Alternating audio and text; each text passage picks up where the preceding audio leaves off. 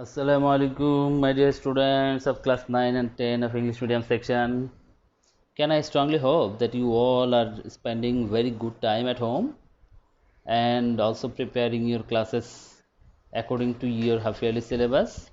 Still, we are not in a position to declare exactly when your school is going to reopen. Until then, I am your Salim sir. Will be taking online classes for your convenience. Let's start. Today's concentration will be on chapter 7 according to your half-yearly syllabus, that is family-based farming, and its section 1 is dealing with concept and importance of family-based farming. What is the concept and importance of family-based farming? When family members are used to maintain a small-scale agricultural farm to produce crops, vegetables, livestock, poultry, fish and trees, then it is known as family-based farming.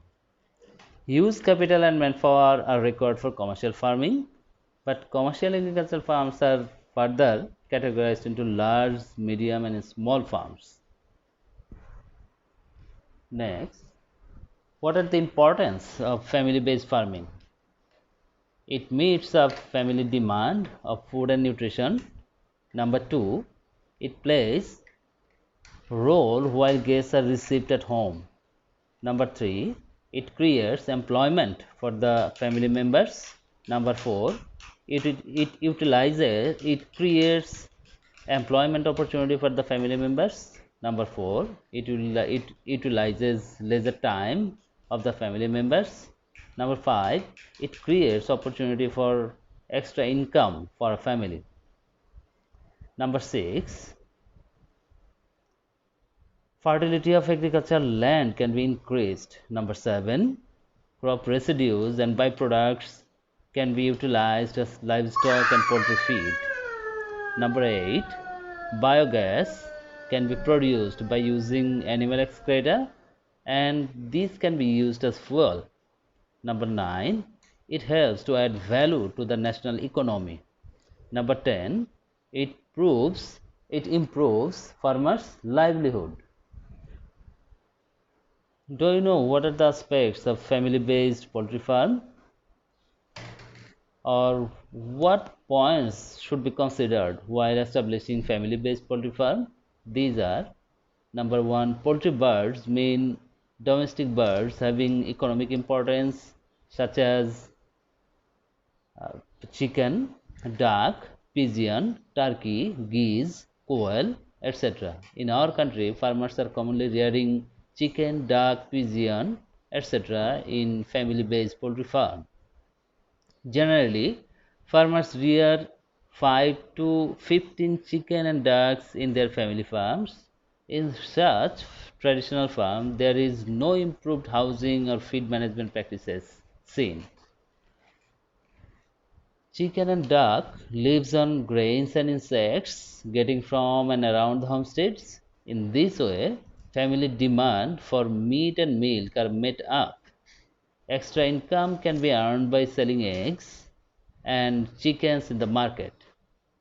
Another aspect is uh, commercial aspect was not considered before in family-based poultry farm, but nowadays this concept has been changed. Farmers are uh, practicing improved types of chicken and duck in order to get 250 eggs per year instead of low eggs and meat production by the native breeds. I mean local breeds of hen. Farmers have also been rearing meat producing broilers in their household farms. This is the scenario of a family based poultry farming model. You see, a poultry house is there and fence around some of the birds. We have already mentioned 5 to 15 birds will be there in a family based poultry farm. What are the management practices to be adopted in family based poultry farming? These are the summary points. Number one, we have to start the farm with healthy birds, I mean day old chicks. Number two, to set up the farm at flood free, high and near the household, and that land should be flood free, free from flood water. Number three, to spray disinfectant, that is disease killing medicines, frequently around the homestead area. Number four, to ensure proper drainage facility. Number five, to make fence around the farm if possible. Number six, to keep litter and floor of the chicken house dry as much as possible. Number eight, to make the house in east-west direction. Number eight, to facilitate proper ventilation in the shade for poultry.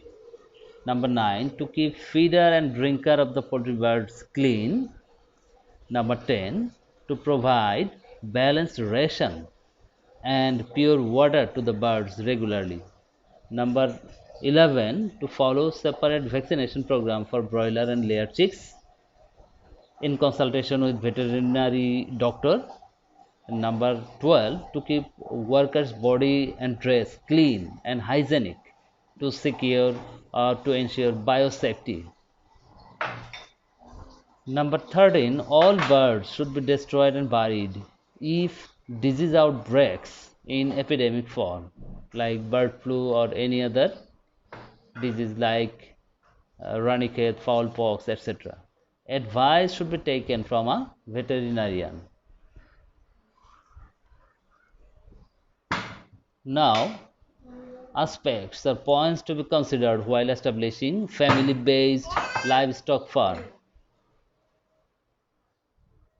Livestock means domestic animals having economic importance, such as cattle, buffalo, goat, sheep. Family goat farming is profitable in Bangladesh because market price of goat is very high due to its meat demand. Black Bengal goat reaches to puberty early. That means they give birth to 2 to 3 kids at a time twice in a year. Castrated goat can be marketed at the age of 8 months only. Generally, farmers rear 2 to 5 cows or bulls in their family farm. More than that will need skilled labor and huge capital, and that will be transformed into a commercial farm. Another point is Holstein Friesian and Jersey crossbreed cows can give up to 15 to 20 liters of milk per day and is very suitable for rearing in the household farms. Next, to maintain a family dairy or beef fattening farm, training is required.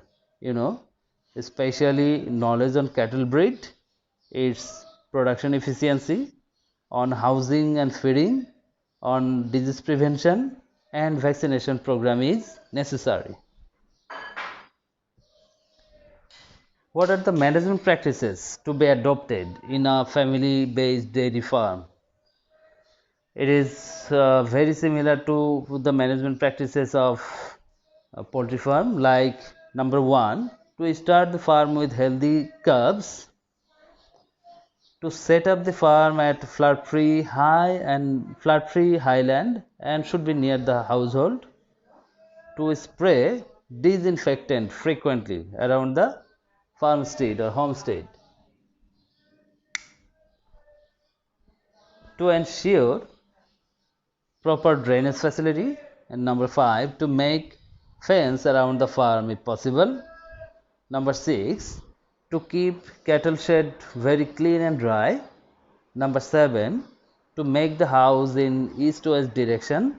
Number 9, to keep feeding stall for the animals and drinker very clean. Number 10, to provide balanced ration and pure drinking water to cows very regularly. Number 11, to follow separate vaccination program for the cows and goats. Number 12, to keep workers' body and dress very clean to ensure biosafety of the farm. Number 13, dead animals to be buried, and advice should be taken from a skilled veterinarian while treating sick animals. Next, what are the aspects of family-based fish farm? Some of the households in rural area may have ponds. Since we got information that ponds are available in many households of rural area, it is used as a source of water for household activities, and some fishes are cultivated in old method, I mean traditional method. Hence, production of fishes is very less. But it is possible to increase enough fish production in the ponds if it is brought for fish rearing by using modern technology with proper planning. The fishes can be sold also in the market after meeting the family demand. Next point or important aspect of family based fish farm is it can be adopted modern method for fish culture. Training is required, especially knowledge on fish fry collection. Fish fry means fish fingerlings, that is a small fishes, very small fishes from the fish hatchery. We have to train the farmers as well in stocking techniques, in feeds and feeding method, disease prevention and solution of arising problems in the ponds. Now, what type of local fishes can be reared or can be cultured in the family based fish farm? Local fish species like rui, katla, mrigel, calibaus, etc. can be reared very easily. Katla, rui, katla, calibaus, etc.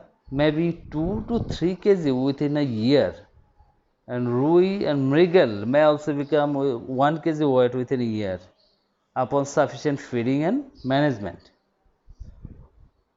And some of the exotic fish species uh, which are brought into this country from different countries like Vietnam, Thailand, etc., Philippines, like silver carp, grass carp, carpio, Thai shortputi, tilapia, nilotica, and Thai pangas.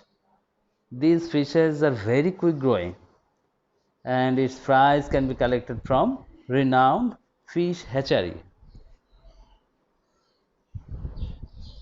Management practices in family-based fish farm.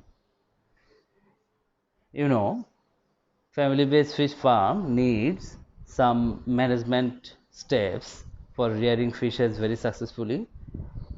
Number one, management practices before fry stocking. I mean, before stocking the fingerlings in the pond. Point. There are 6 points to be followed. First of all, cleaning weeds from the pond is very necessary. Then, number two, removing predator and unnecessary fishes are to be done. Number three, repairing of pond banks is a necessity. Application of limes and fertilizers should be done. Examining natural feed in the pond water should be done. Toxicity test of pond water should be conducted. Point B, management practices during fry stocking. I mean releasing that fish fries or fingerlings into the pond. It is selection of fry species. What type of fish fry is going to be released, that should be identified. Then isolation of superior fries. Weak or uh, morbid fries should not be released to the pond. Point number 9, fixing the quantity of fries to be determined based on the water area of the pond. Fry transportation is also a concern. Fish stocking in the pond water, fry stocking in the pond water should be done very carefully. What are the management practices after fry stocking? Number one, Regular manure application is to be done. Number 2, application of supplementary feed is necessary. Number 3, evaluation of fish growth and health checking should be done. Number 4, fish harvest and selling should be done very efficiently. Some problems may arise in the fish farm and its proper solution should be known by the farmers. Number 1 problem is lack of oxygen in the pond water.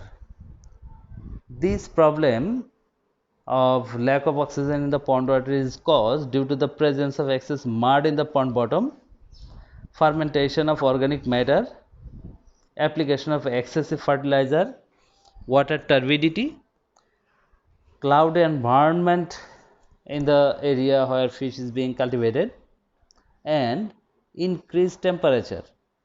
It causes floating, suffocation, and death of fishes and shrimps.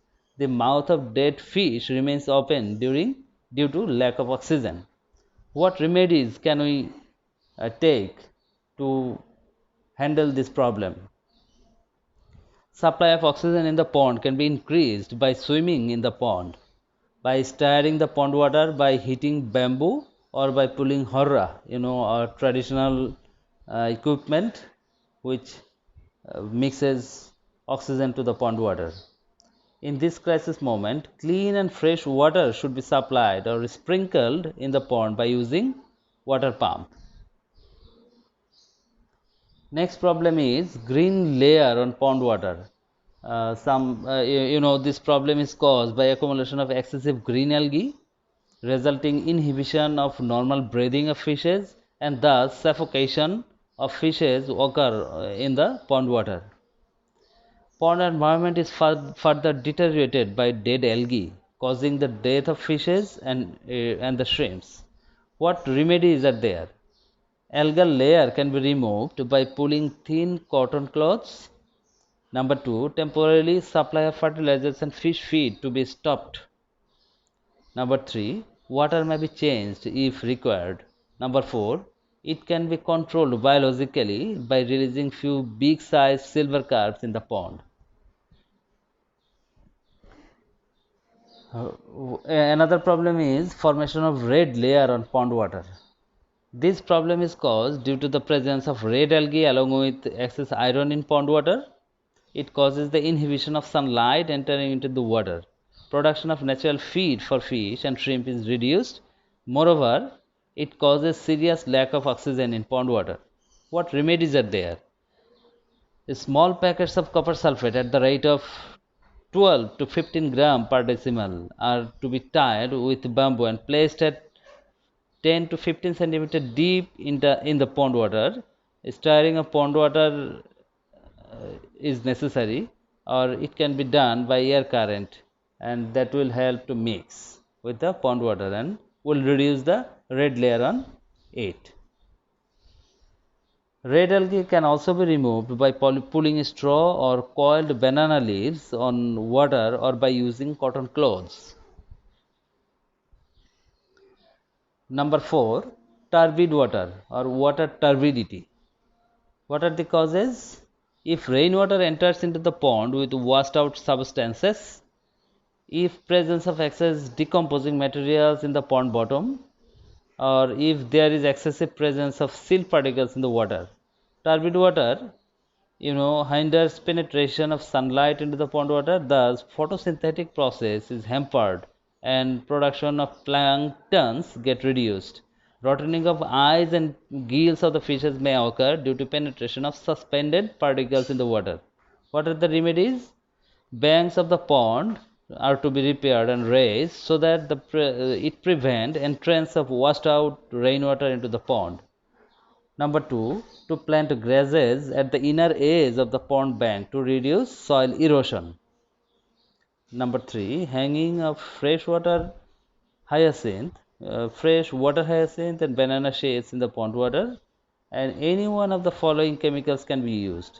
Application of gypsum at the rate of 1 to 2 kg per decimal, or application of lime at the rate of 1 to 2 kg per decimal, or application of copper sulfate at the rate of 240 to 245 gram per decimal. Another common problem is accumulation of gas at the pond bottom.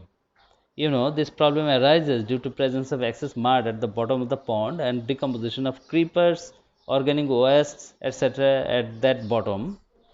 As a result, fishes die due to the developed toxicity in the pond water. What are the remedies? Excess mud is to be removed out of the pond water, out of the pond bottom during preparation phase of the pond. And number two, toxic gas at the pond bottom or bottom layer can be removed by pulling horra. So once again, thank you very much, and we always inspire you for staying at home during this COVID-19 home quarantine time. Enjoy staying at home. Thank you very much.